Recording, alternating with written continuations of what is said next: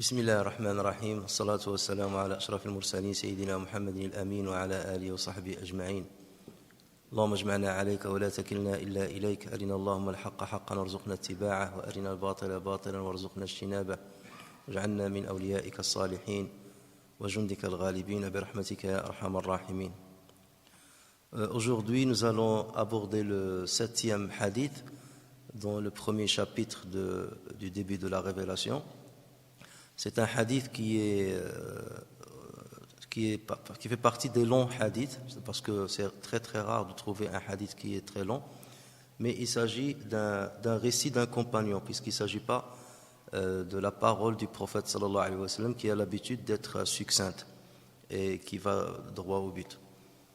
Alors dans ce hadith, l'imam Muhammad al-Bukhari rahimahullah rapporte: حدثنا أبو اليمان الحكم بن نافع قال أخبرنا شعيب عن الزهري قال أخبرني عبيد الله بن عبد الله بن عتبة بن مسعود أن عبد الله بن عباس أخبره أن أبا سفيان بن حرب أخبره أن هرقل أرسل إليه في ركب من قريش وكانوا تجارا بالشام في المدة التي كان رسول الله صلى الله عليه وسلم ماد فيها أبا سفيان وكفار قريش، فأتوه وهم بإلياء فدعاهم في مجلسه وحوله عظماء الروم، ثم دعاهم ودعا بترجمانه فقال: أيكم أقرب نسبا بهذا الرجل الذي يزعم أنه نبي؟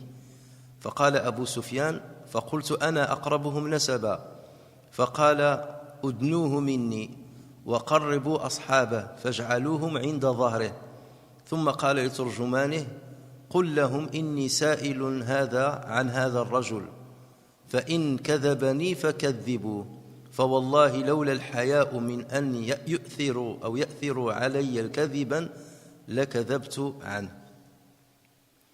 Donc l'imam al-Bukhari rapporte avec une chaîne de transmission longue, mais on va citer seulement les deux derniers narrateurs. Donc il rapporte sur Abdullah ibn Abbas radiyallahu anhuma que Abu Sufyan ibn Harb radiyallahu anhu a raconté qu'il fut mandé par Héraclius à l'époque où il se trouvait en Syrie à la tête d'une caravane de marchandises qurayshites. Et au cours de la trêve que le prophète sallallahu alayhi wa sallam avait conclue avec lui et les fidèles de Quraysh, les envoyés d'Héraclius arrivèrent auprès d'Abu Sufyan au moment où l'empereur et sa suite se trouvaient à Ilia, entourés de grands personnages grecs. Héraclius convoqua les Qurayshites dans sa salle de réception, puis il les fit introduire en sa présence et invita son interprète à leur dire: lequel d'entre vous est le plus proche parent de cet homme qui prétend être prophète? C'est moi, répondit Abu Sufyan. Qu'on fasse approcher cet homme de moi, dit l'empereur. Qu'on fasse également rapprocher ses compagnons et qu'il soit placé contre son dos. Alors, s'adressant à son interprète, donc Héraclius dit: dis-leur que je vais interroger cet homme, ça veut dire Abu Sufyan, sur le prétendu prophète. Si cet homme ment, ça veut dire si Abu Sufyan ment, ses compagnons devront relever ses mensonges. En faisant ce récit, Abu Sufyan ajouta: par Allah, si je n'avais eu honte de voir relever mes mensonges par mes compagnons, j'aurais hardiment menti sur son compte, c'est-à-dire sur le compte du prophète sallallahu alayhi wa sallam. Alors donc celui qui nous rapporte ce hadith, c'est Abdullah ibn Abbas, qui était, comme on a déjà parlé d'Abdullah ibn Abbas, un peu de sa biographie, qui était jeune, et donc lui ses propos il les rapporte de Abu Sufyan radiyallahu anhu. Qui est Abu Sufyan? Puisqu'on a déjà étudié Abdullah ibn Abbas. Donc Abu Sufyan Sakhr, donc il s'appelle Sakhr ibn Harb ibn Umayya ibn Abdi Shams ibn Abdi Manaf. On reviendra sur pourquoi j'ai souligné Abdi Manaf, était parmi les notables de Quraysh avant l'islam. Il était un grand commerçant qui dirigeait des expéditions commerciales de Quraysh. Et il est devenu encore plus fort après la mort des grands notables qui était contre le prophète sallallahu alayhi wa sallam suite à la bataille de Badr, puisqu'il n'a pas participé à la bataille de Badr, donc il a été épargné, mais d'autres comme Umayya ibn Khalaf, comme Abu Jahl, ont été tués pendant la bataille de Badr. C'est pour cela qu'il a pris tous les pouvoirs sur la Mecque après la bataille de Badr. Il est devenu quelque part la référence de Quraysh. Il était très hostile à l'islam, il était à la tête de l'armée qui a combattu les musulmans à Uhud et à la bataille de l'Ahzab. Comme vous le savez, s'il n'a pas participé à la bataille de Badr, c'est parce qu'il était à la tête d'une caravane commerciale qui revenait de Cham, et lorsqu'elle fut attaquée par les musulmans, donc c'est là où il a détourné la caravane du chemin habituel pour passer du côté de la mer afin de l'épargner de l'attaque des musulmans. Et il a envoyé un émissaire pour mettre au courant les Qurayshites de l'attaque des musulmans. Et c'est comme ça que donc, les Qurayshites sont sortis pour défendre leur commerce, leurs biens. Et Allah Azza wa Jal a voulu qu'il y ait cette bataille qui était bien entendu à l'avantage des musulmans. Donc lui, pendant ce temps-là, il a fui avec la caravane jusqu'à Quraysh. Et il n'a pas pu rattraper Quraysh pour combattre à leur côté. Mais il a participé à la bataille de Uhud et à la bataille de l'Ahzab, et il était à la tête de l'armée contre le prophète sallallahu alayhi wa sallam et ses compagnons. Il a signé avec le prophète sallallahu alayhi wa sallam le pacte de l'Hudaybiyah, et d'ailleurs dans le hadith vous le voyez qu'on fait référence à cela.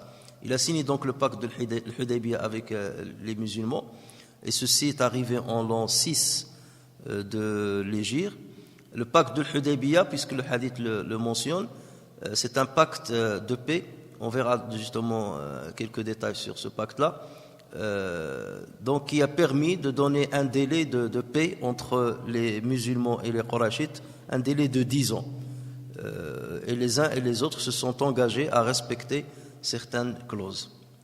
Puis, il embrassa l'islam à la veille de la conquête de la Mecque en l'an 8 de l'Hégire. Donc, juste avant que le prophète sallallahu alayhi wa sallam ne conquise la Mecque, donc il s'est converti à l'islam. Et le prophète sallallahu alayhi wa sallam, depuis le jour où il s'est converti, donc, l'a honoré et il l'a nommé plus tard gouverneur de Najran. Najran se trouve au sud de l'Arabie. Mais le jour de la conquête de la Mecque, le prophète sallallahu alayhi wa sallam, donc, il a honoré Abu Sufyan. Et d'ailleurs, parmi les choses qu'il leur a dit, celui qui rentre dans sa maison, il sera en sécurité, et celui qui entre dans la maison de Abu Sufyan sera en sécurité. Et ça, c'était pour lui rendre quelque part par hommage et pour maintenir le respect qu'avaient les gens pour Abu Sufyan, les gens de Quraysh pour Abu Sufyan. Et ça, c'était toujours la méthode du prophète sallallahu alayhi wa sallam, c'est que les grands d'une communauté, il leur donne beaucoup de considération, même s'ils sont hostiles, s'ils étaient hostiles à l'islam, et dès lors qu'ils se convertissent à l'islam, il leur fait garder la notoriété qu'ils avaient auparavant, avant de se convertir.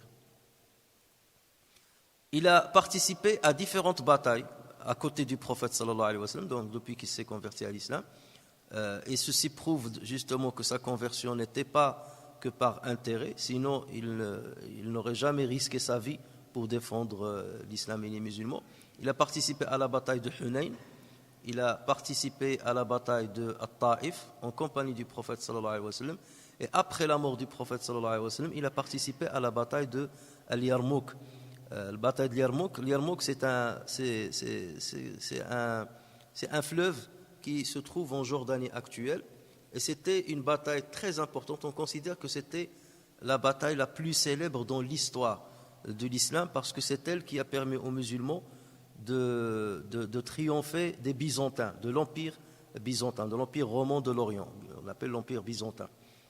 Et on les appelle aussi les Sassanides, parce qu'ils étaient rattachés à l'empire romain. Donc, et cette bataille, c'était une bataille très importante, de par déjà le nombre de combattants qui y ont participé. Les Byzantins avaient une armée de 124 000 combattants, tandis que les musulmans avaient une armée de 34 000 seulement. Et malgré ça, les musulmans ont réussi à l'emporter et à triompher des Byzantins. Et donc, Abu Sufyan radiyallahu anhu a participé activement à cette bataille. Et d'ailleurs, il a perdu ses deux yeux. Son premier œil, il l'a perdu pendant la bataille de Taïf, lorsque le prophète sallallahu alayhi wa sallam était encore vivant. Et le deuxième œil, il l'a perdu dans la bataille de Al-Yarmouk et il a terminé sa vie aveugle des deux yeux. Et même on rapportait que pendant la bataille de Yarmouk, il mobilisait les gens, alors qu'il avait perdu son œil, il mobilisait les gens, il les poussait à résister et à combattre. Donc il s'est installé à Médine, où il mourut en l'an 31 de l'Hégire, et il avait 88 ans. Alors Al-Siyar, ceux qui s'intéressent au Siyar, la biographie des compagnons, se trompent par rapport à la date de la naissance de Abu Sufyan, puisque certains disent qu'il est né 10 ans avant le prophète sallallahu alayhi wa sallam, 10 ans après l'année de l'éléphant, puisque le prophète sallallahu alayhi wa sallam était né l'année de l'éléphant. Eux, ils disent qu'il est né 10 ans avant l'année de l'éléphant et qu'il est mort en l'an 31 de l'Hégire. Ce qui fait que si on fait le compte, on va trouver qu'il est mort à plus de 93 ans, ou même voire plus.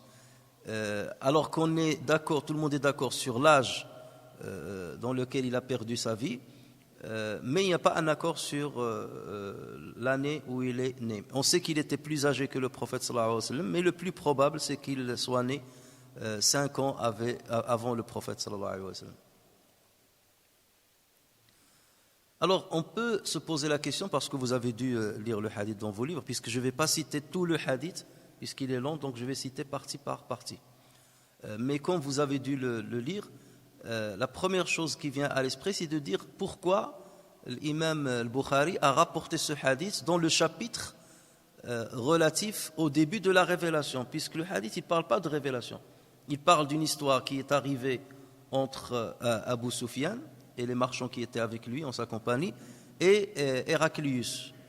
Et Héraclius avait posé plusieurs questions, qu'on verra, plusieurs questions à Abu Sufyan à propos du prophète sallallahu alayhi wa sallam. Abu Sufyan a répondu, et ensuite Héraclius a eu un entretien avec les chefs les chefs qui l'entouraient, on verra de qui il s'agit.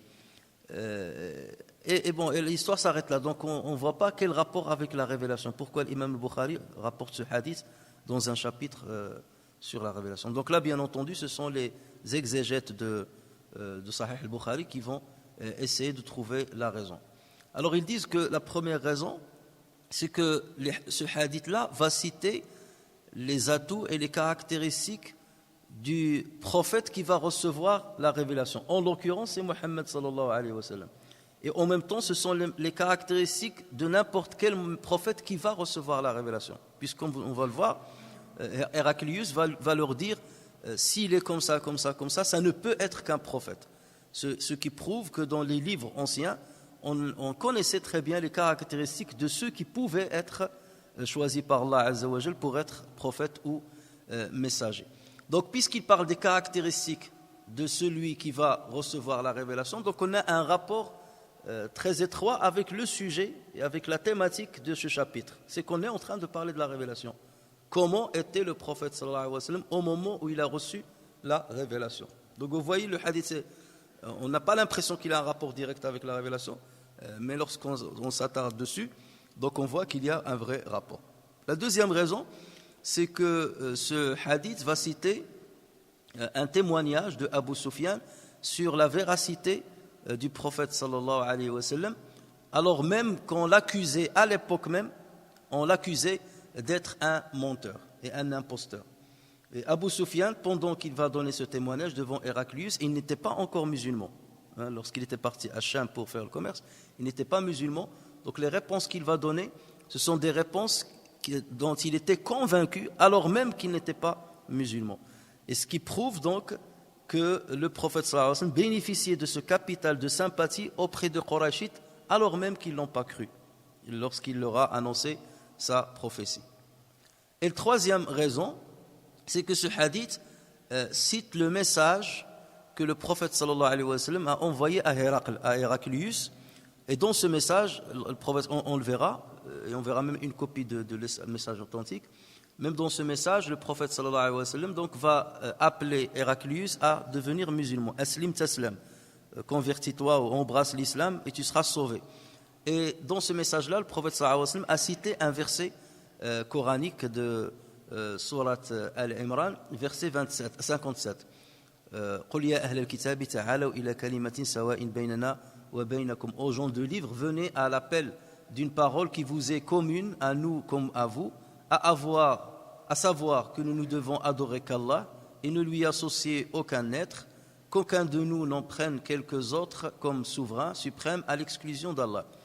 Alors ce verset-là, il fait référence à ce à quoi le prophète sallallahu alayhi wa sallam appelait, ou bien c'est-à-dire ce que la révélation disait depuis le début.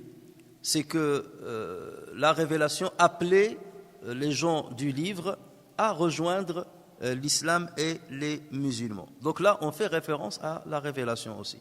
Donc voici 3 points qui montrent pourquoi l'imam al-Bukhari a choisi ce hadith, une des 3 ou peut-être les 3 en même temps, a choisi ce hadith pour le faire figurer dans le chapitre du début de la révélation. Alors, à l'époque du prophète sallallahu alayhi wa sallam, 2 empires dominaient la région. Toute la région était dominée par 2 empires et c'était 2 empires ennemis. Il y avait beaucoup d'échauffourées entre les deux, beaucoup de guerres entre eux. Parfois, donc il s'agit bien entendu des Romains d'Orient, dirigés par l'empereur Héraclius. Héraclius était Héracle.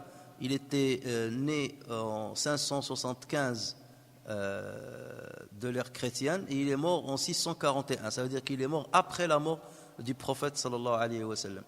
Et il a le titre de Qaysar, c'est le titre de César. Le Qaysar, rappelez-vous, lorsqu'on parle d'une femme qui a fait la césarienne, en arabe on dit قمنا أو قامت بعملية قيصرية. عملية قيصرية, ça fait référence à l'opération césarienne pour l'accouchement. Et justement, il y a un rapport entre l'Amaliya al-Qaysariya et Qaysar. Parce que les historiens disent que Qaysar, le premier Qaysar, était né suite à la mort de sa mère. Au moment où sa mère voulait accoucher de lui, elle est morte. Et lorsqu'elle est morte, donc lui il était encore vivant, donc on était obligé de lui ouvrir le ventre pour sortir l'enfant. Donc c'est pour cela qu'on l'a appelé Qaysar. Parce que le Qaysar, sa signification en arabe, ça veut dire al-Baqir. Al-Baqir.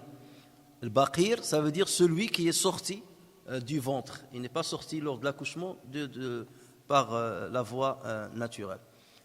Donc le titre des gouverneurs des Byzantins, on les appelle al-Qaysar. Et après, on voit leur nom personnel. Et pendant que les Perses étaient dirigés par Kisra, Khosroès. Les Romains étaient chrétiens, donc ils avaient embrassé la religion chrétienne. Et d'ailleurs même Héraclius, Héracle, était un fervent chrétien et un grand connaisseur de la religion et des livres. Tandis que les Perses donc étaient des zoroastriens, ils adoraient le feu. Et donc, ils ont dominé, chaque empire a dominé une partie des territoires arabes. Donc, les Romains avaient plus dominé la région de Cham et les Perses avaient plus dominé la région de l'Irak.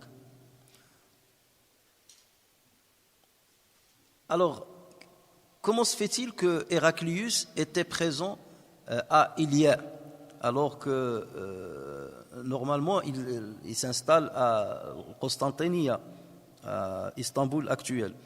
Et même à l'époque, parce qu'il y avait des guerres entre les Byzantins et les Perses, il était installé à Hims, en Syrie actuelle. Donc il était installé à Hims et ensuite il s'est déplacé jusqu'à Ilia. On va voir, Ilia, ça fait référence à Jérusalem. On va revenir sur ce nom-là. Donc Ilia, c'est Jérusalem. En fait, il y avait des guerres, comme on a dit, entre les Perses et les Romains.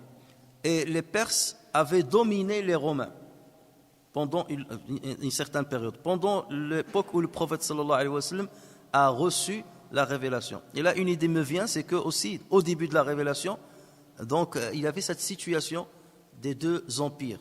Parce qu'il y a une sourate al-Rum, qui fait référence à un de ces combats. Alif Lam Mim. غُلِبَتِ الرُّومُ فِي أَدْنَى الْأَرْضِ وَهُمْ مِنْ بَعْدِ غَلَبِهِمْ سَيَغْلِبُونَ فِي بِضْعِ سِنِينَ. Ces versets-là ont été révélés pendant que le prophète sallallahu alayhi wa sallam était encore à la Mecque. D'accord ? Et Allah Azza wa Jal a fait part donc, de ce combat-là dans lequel les Perses l'ont emporté sur les Romains. Et en cette période-là, les musulmans n'étaient pas contents de cette défaite des Romains parce que les Romains étaient des gens du livre. Et alors que les poléthistes étaient contents du triomphe des Byzantins. Et ils sont venus justement narguer les compagnons du prophète sallallahu alayhi wa sallam pour leur dire regardez, les gens du livre, ceux qui ont le livre comme vous prétendez avoir le livre, vous n'êtes pas soutenus par Dieu. Regardez, même les Romains qui ont le livre, et ils ont perdu devant les Perses. Mais Allah Azza wa Jal a donné l'annonce, il a dit غلبت الروم في أدنى الأرض وهم من بعد غلبهم سيغلبون. Après leur défaite, ils vont gagner fi bid'a sinin. Et qui dit bid'a, ça veut dire que c'est moins de 9 ans. Et il y avait même eu des comment dire, des paris qui ont été faits entre certains qui ont dit ça va être 7 ans, ça va être 9 ans, même des musulmans qui ont dit ça, je parie que ça va être 9 ans. Et donc 9 ans après, les Byzantins l'ont emporté sur les Perses. Et c'était en cette période-là. Donc lorsque les Byzantins l'ont emporté sur les Perses, Qaysar, qui était à Hims, cette période-là, en guise de reconnaissance envers Allah Azza wa Jal, il leur a dit je vais aller jusqu'à Jérusalem pour remercier Dieu, puisque Jérusalem c'était la capitale du christianisme en Orient.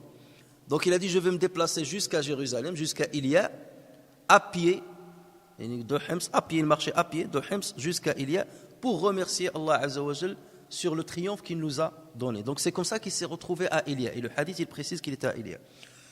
Et dans ce déplacement on racontait qu'on mettait devant lui des tapis et on mettait sur les tapis des fleurs. Et il marchait, donc il marchait un petit peu, ensuite on mettait les tapis, on les reprenait, on les mettait depuis Hims jusqu'à Ilia. Tout ça pour remercier Allah Azza wa Jal d'avoir eu ce triomphe. Et bien entendu, ce triomphe, les musulmans l'ont bien accueilli, parce qu'il s'agit du triomphe de gens de livre. Donc ils partagent avec nous, bien entendu, une partie de la foi. Et donc comment les Byzantins l'ont emporté sur les Byzantins l'ont emporté sur les Perses, c'est que les Perses, ils avaient un général, c'était lui qui menait la guerre en cette période-là, qui s'appelle Shahrbaraz. Et il a commencé à prendre beaucoup de pouvoir. Donc il a gagné beaucoup de combats. Il avait aussi un autre frère qui était à la tête d'une autre armée. Donc chacun d'eux était sur une armée. Et Khosroès a vu que ces généraux ont commencé à prendre du pouvoir, beaucoup de pouvoir. Et donc il a voulu un petit peu les mettre à la trappe pour garder lui-même le privilège qu'il avait auprès des Perses. Et donc il a commencé à mettre la zizanie entre les deux frères, en ordonnant à chacun de tuer l'autre. Et en même temps, il leur a dit, vous devez revenir parce qu'on a des changements à faire. Et donc Shahrbaraz, lorsqu'il a su la manigance, ce qu'il a fait, c'est qu'il a renoncé à combattre pour les Perses. Et donc il a envoyé un émissaire à Héraclius et il lui a dit, j'aimerais bien qu'on discute entre nous, j'ai des choses à te proposer, mais on ne vient pas avec toute ton armée. Je viens avec 50 personnes et tu viens avec 50 personnes. Héraclius n'avait pas confiance en lui, donc il a dit à son armée, restez derrière moi. Et il a envoyé donc des émissaires pour voir est-ce que l'autre est venu bel et bien avec 50 personnes ou plus.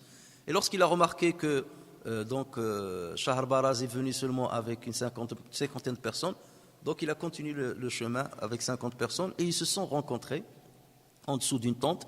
Et donc il lui a dit, voilà, je suis venu pour te dire que je n'ai plus d'alliance et je n'ai plus d'allégeance, je ne donne plus mon allégeance aux Perses.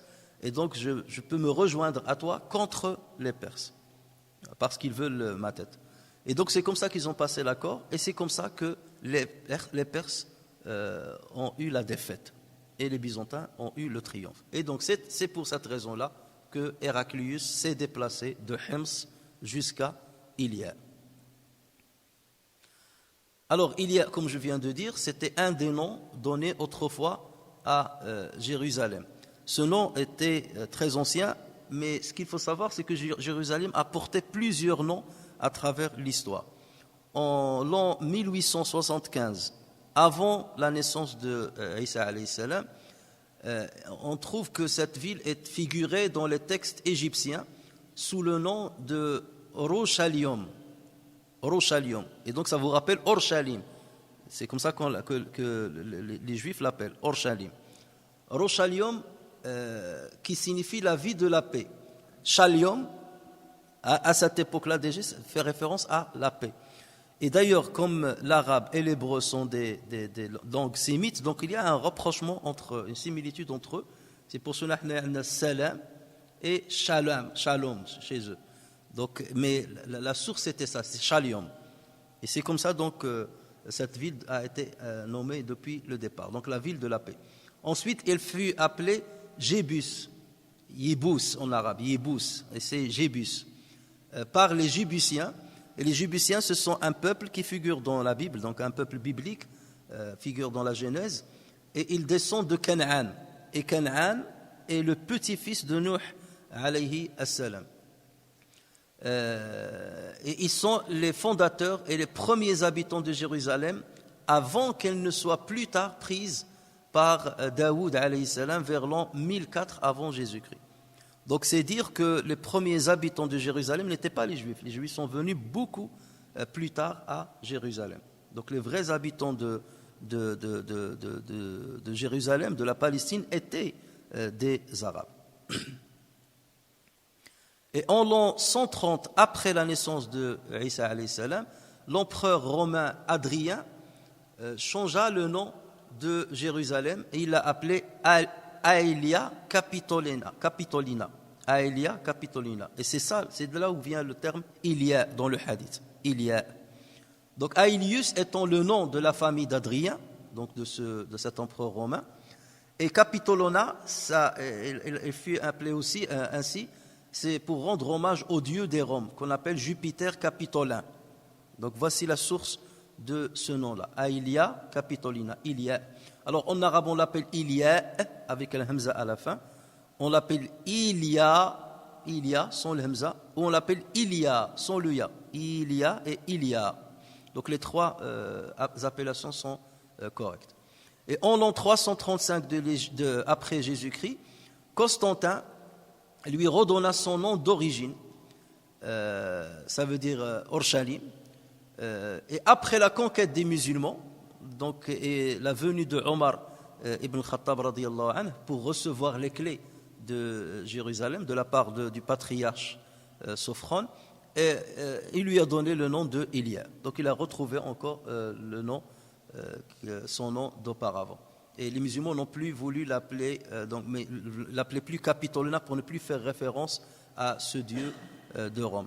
Donc ils se sont contentés de l'appeler Ilia. Et donc ce n'est que lors de l'arrivée des premiers Abbasides, de la dynastie Abbaside, qu'on lui a donné le nom Al-Quds, qu'on connaît actuellement. Et Al-Quds, ça veut dire le purificateur.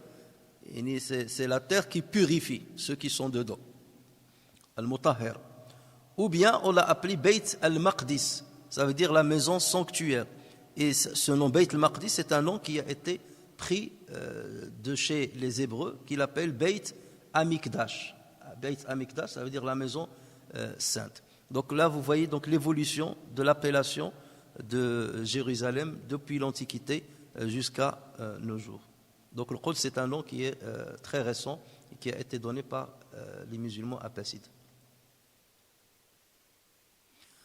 Alors Abu Sufyan radiallahu anhu était sorti de la Mecque vers Cham à la tête d'une caravane de marchands Qurayshites. Le Hakim, dans un hadith, dit qu'ils étaient à peu près une trentaine de personnes. Et le hadith donc, que nous sommes en train de commenter, il dit fi rakbin. Abu Sufyan kana fi rakbin. Et rakb, c'est le pluriel de rakib. C'est comme sahb, lorsqu'on dit ala alihi wa sahbihi. Sahb, c'est le pluriel de sahib. Sahibun, sahbun, rakibun, rakbun. Donc ça fait référence à un groupe, et les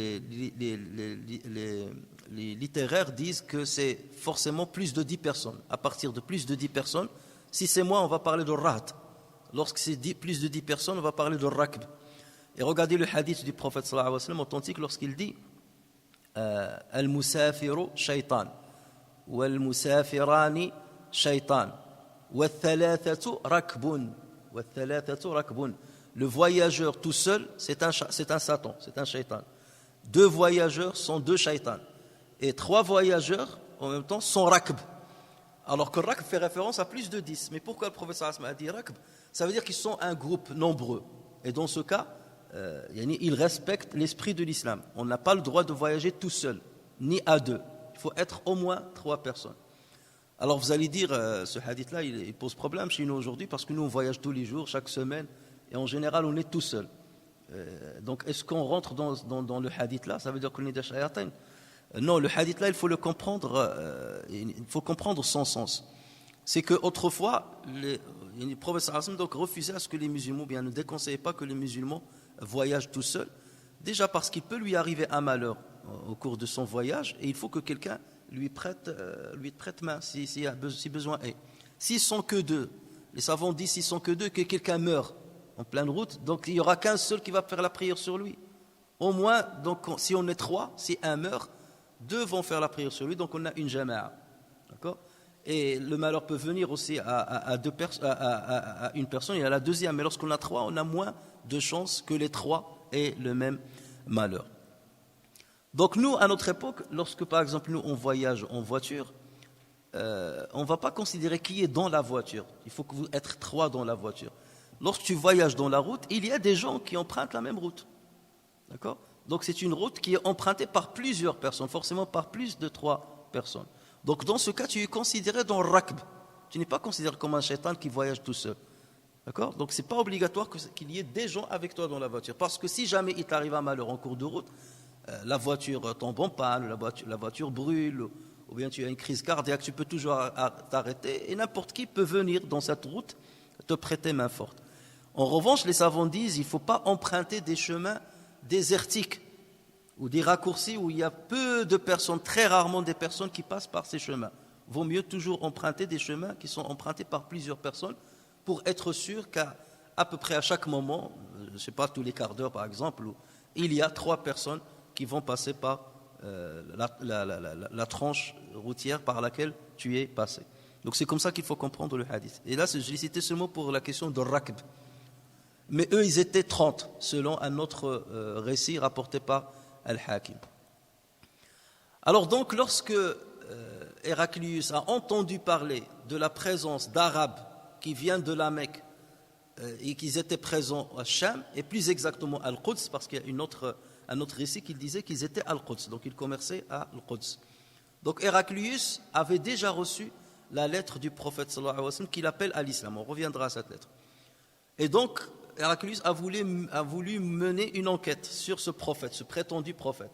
Et ayant entendu qu'il y a des gens qui le connaissent, qui étaient à Sham, et qui d'ailleurs ils sont contre lui, ils s'opposaient à lui, il a donc convoqué, il a envoyé un émissaire pour lui dire « Convoque-moi ce groupe-là, qu'il vienne tout de suite jusqu'à Ilia ». Donc il vient de Quds, qu'il vient de Gaza, ils étaient à Gaza, qu'il vient de Gaza jusqu'à Al-Quds, jusqu'à Ilia.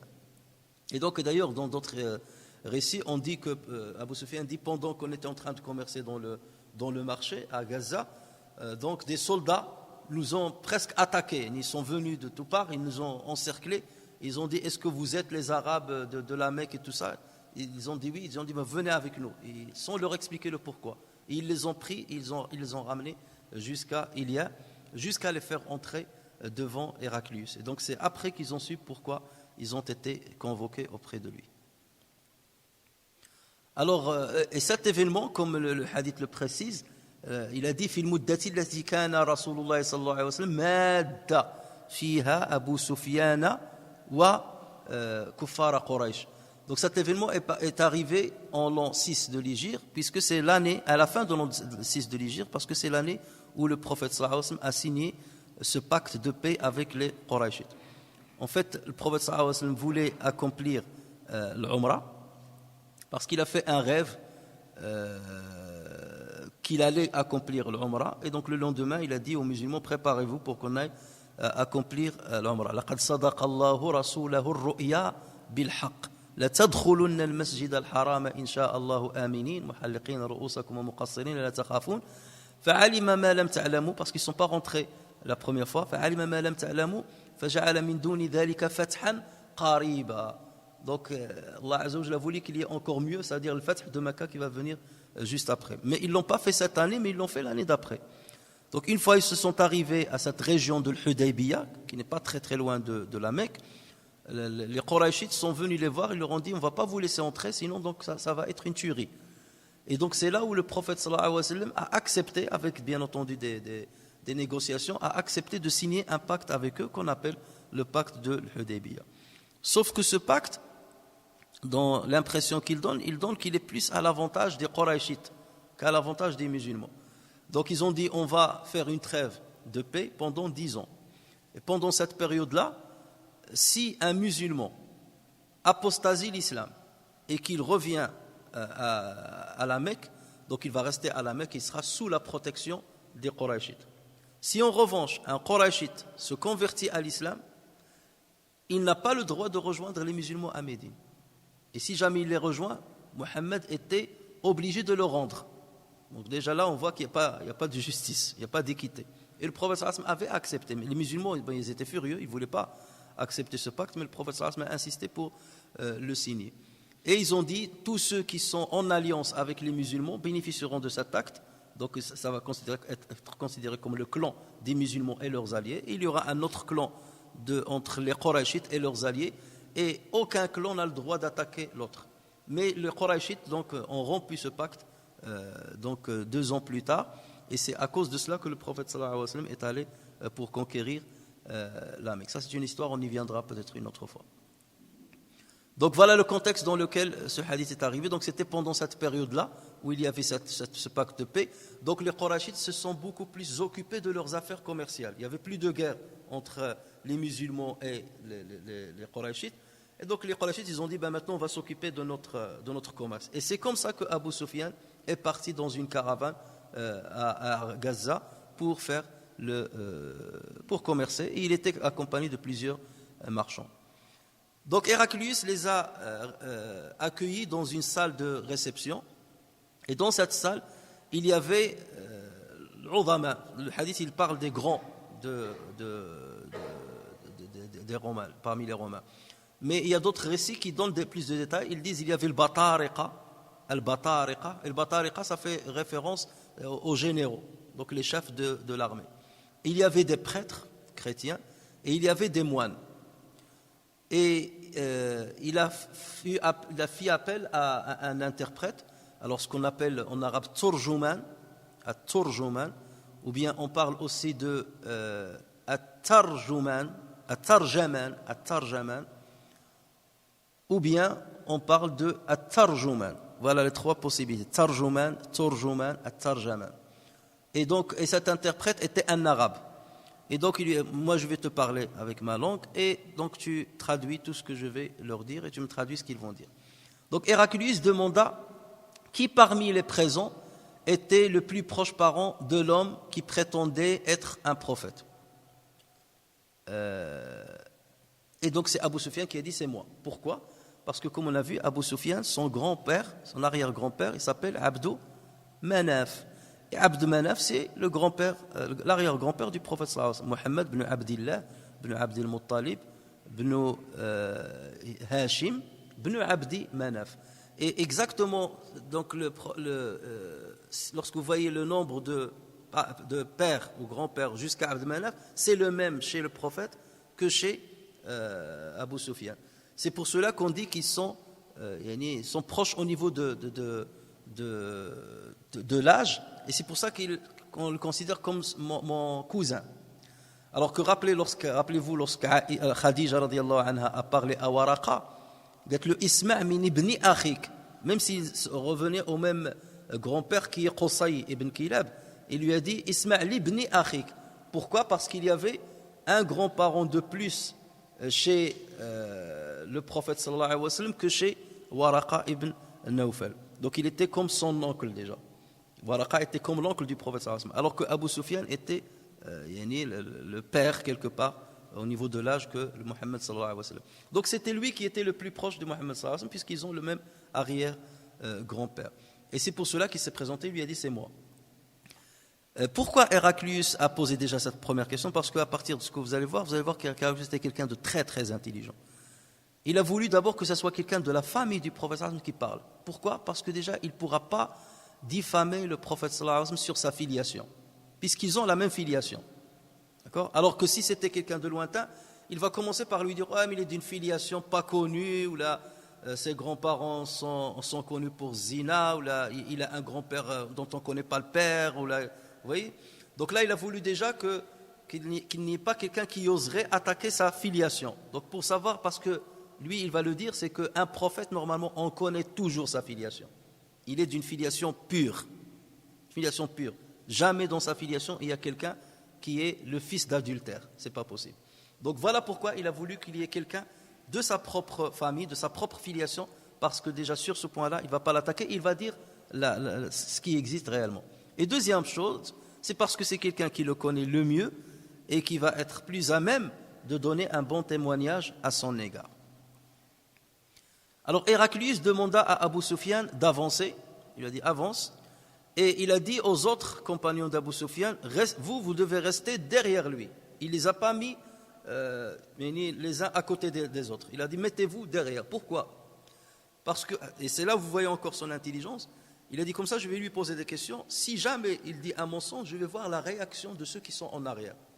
Parce que s'ils sont en face de Abu Sufyan, supposons qu'ils sont en cercle et qu'ils se voient les uns les autres, même si Abu Sufyan ment, ils n'oseraient pas le dire ah, tu es un menteur, ou on ne va pas faire de réaction devant lui, d'accord, pour ne pas perdre la sympathie avec lui. En revanche, s'ils sont à l'arrière, ils peuvent avoir plus de courage pour montrer il a menti, parce que c'était abominable chez les Arabes que de mentir. Et c'est pour cela qu'on dit toujours la communication face à face n'est pas pareil que la communication derrière les écrans, par exemple. Derrière les écrans, on a plus tendance à dire ce qu'on pense réellement et même attaquer la personne, diffamer, critiquer, on va insulter, on va loin.